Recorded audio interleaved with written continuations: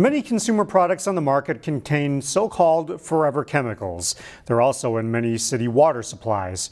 Removing these chemicals is an expensive prospect.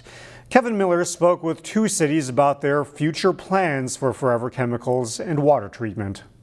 And the water comes in right here. Employees at the Maple Grove water treatment plant work hard to provide clean drinking water. We're a 30 million gallon a day treatment plant.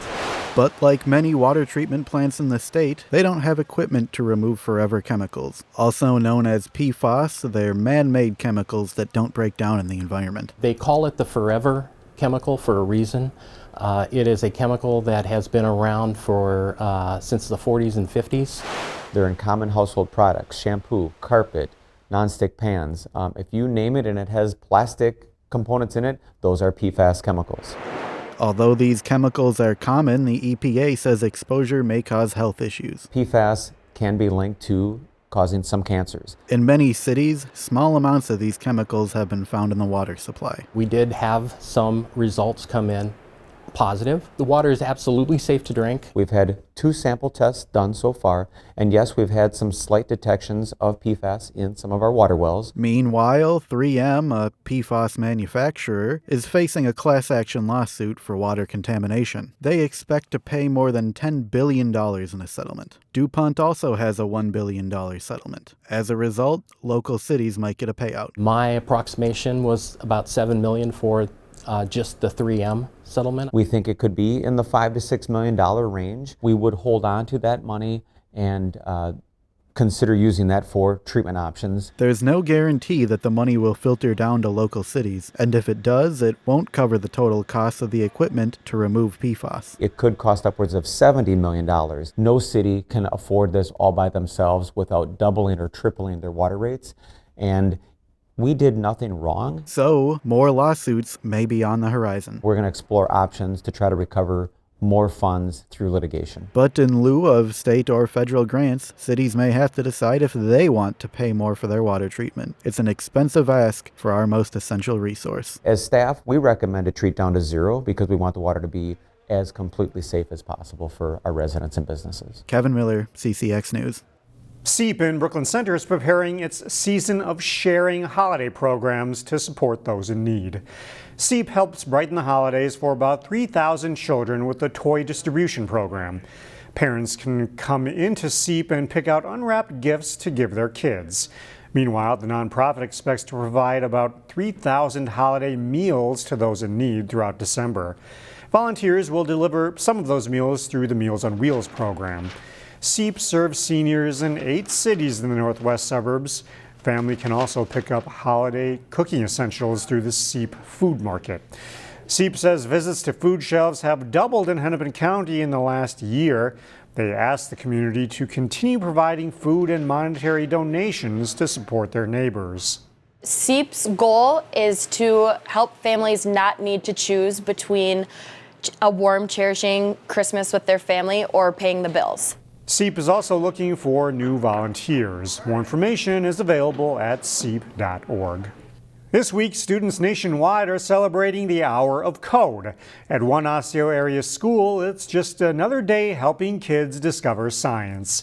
Reporter Emily Haugen takes you to Weaver Lake Elementary for this week's School Spotlight.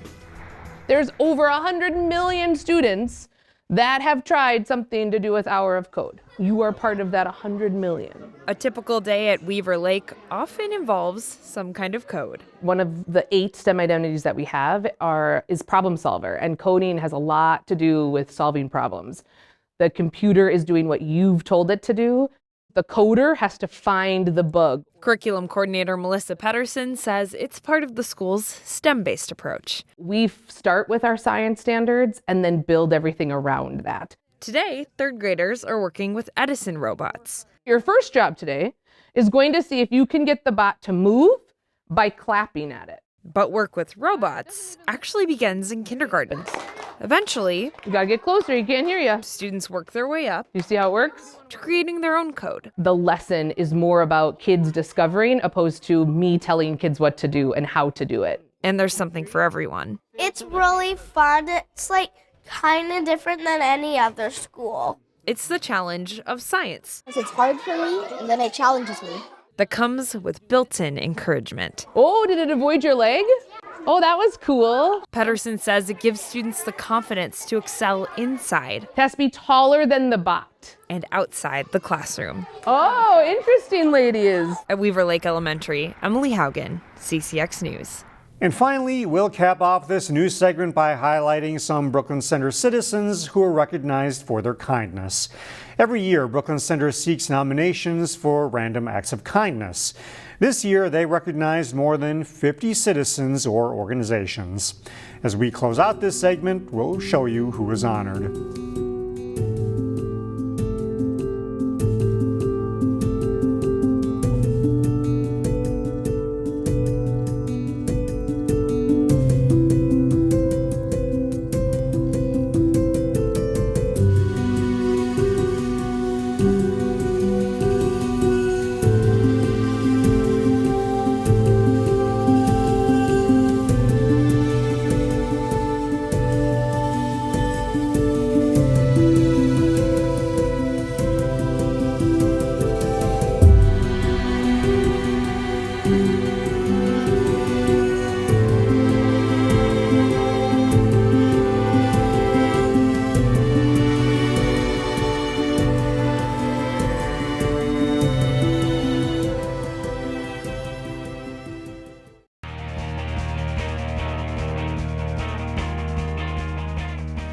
Over the past few weeks, we have brought you our annual CCX Sports all-area teams in boys and girls soccer, volleyball, and finally this week, football. Jay Wilcox presented the all-area offensive team. Here now is the CCX defense for this year. We start our 2023 all-area football defense along the D-line. An Armstrong edge rusher and linebacker number 9, Langdon College. The University of North Dakota commit finished the season with 75 tackles. Here comes College again, and he's going to get him again. The North Star East Maroon District Player of the Year was also selected to the All-Star Game. Breck's number 52, Dylan Lubke, was another D-end linebacker combo and a bright spot for the Mustangs. He finished the year with 117 tackles, including 3 sacks, 1 interception, and 1 fumble recovery. Maple Grove's number 52, Aiden Gunville, was an effective interior lineman this season for the 7-3 Crimson. Senior with good range, Gunville finished the year with 3 sacks, 7 tackles for loss, and 50 total tackles. Champlain Park's number 40, Matthew Heinen, was a standout linebacker for the Rebels this season. The Metro North District Defensive Most Valuable Player, Heinen racked up 20 tackles for loss this year, including 5.5 sacks and also forced 4 fumbles. Cucino Grace middle linebacker number 6, Michael Strong, had a solid year for an improved 2023 Eagles team. Strong finished the year with 98 tackles, including 5 sacks and 12 tackles for loss. Whitehead's number 6, Trenton Radloff, led the Trojans in tackles this season. The senior was named to the All-Metro West District team. He'll play college football at Drake University. Cooper lands a pair of linebackers on our team. Number 6, Emmanuel Carmo, played a lot of offense, but may have been the best defensive player in our area this fall. The junior was all Northwest East Gold.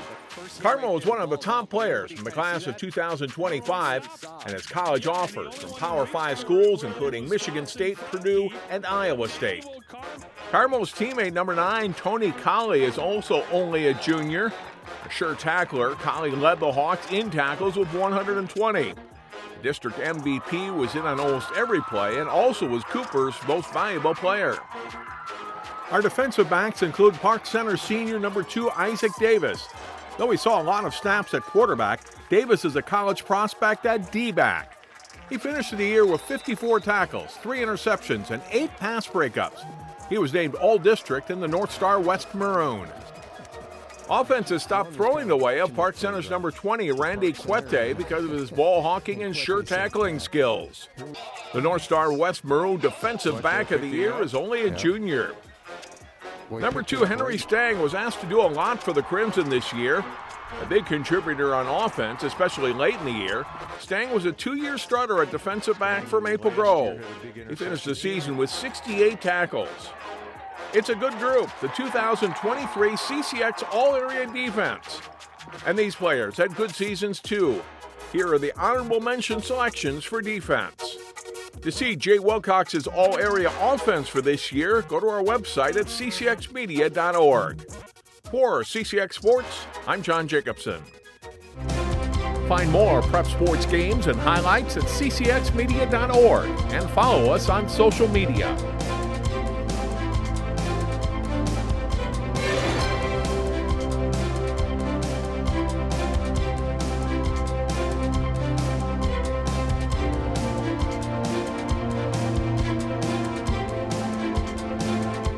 CCX Media, your source for great local programming, is available on Amazon Fire TV, Apple TV, and Roku. Our free app allows you to stream all 3 of our channels live. You also have access to a large on-demand library, including full sporting events and daily newscasts. To find us, go to the store, search CCX, and download our free app. Then sit back and enjoy all of your favorite local content. The CCX Media app, available on Amazon Fire TV, Apple TV, and Roku.